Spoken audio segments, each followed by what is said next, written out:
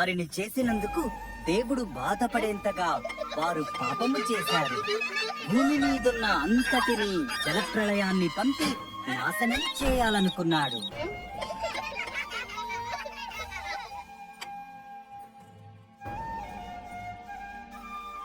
నోవహు అనే వ్యక్తి మాత్రం ఇతరుల వంటి వాడు కాదు.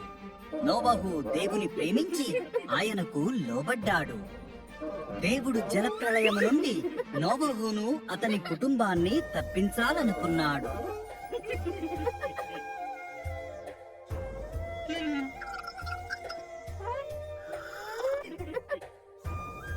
దేవుడు జలప్రళయమును గూర్చి నోవహును హెచ్చరించాడు.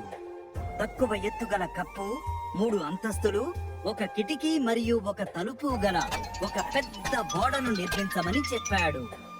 నోవహు లోబడి దానిని నిర్మించాడు.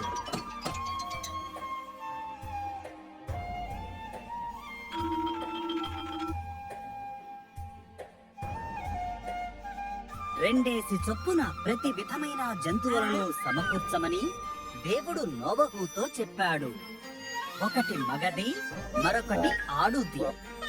తరువాత నోవహు, అతని కుటుంబం మరియు జంతువులు ఆ ఓడలోనికి వెళ్లారు. దేవుడు ఆ ఓడ తలుపును మూసివేశాడు.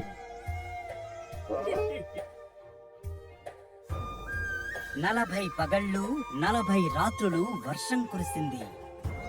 ఆకాశము నుండి పడే నీళ్లతో పాటు సముద్రాలు, నదులు మునిగిపోయాయి. ఎత్తైన పర్వతాలు సహితము ఆ జలప్రళయములో మునిగిపోయాయి.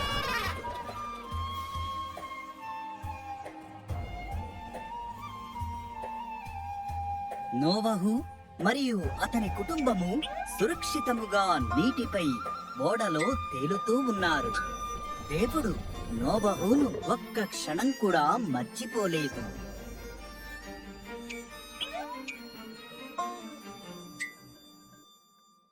వీచే గాలిని పంపాడు. నీరు ఇంకిపోయింది. అరారాతు పర్వతముపై ఓడ నిలిచింది. నోవహు ఒక పావురాన్ని బయటికి పంపాడు. అది తిరిగి రానప్పుడు బయట సురక్షితంగా ఉందని అతడు గ్రహించాడు.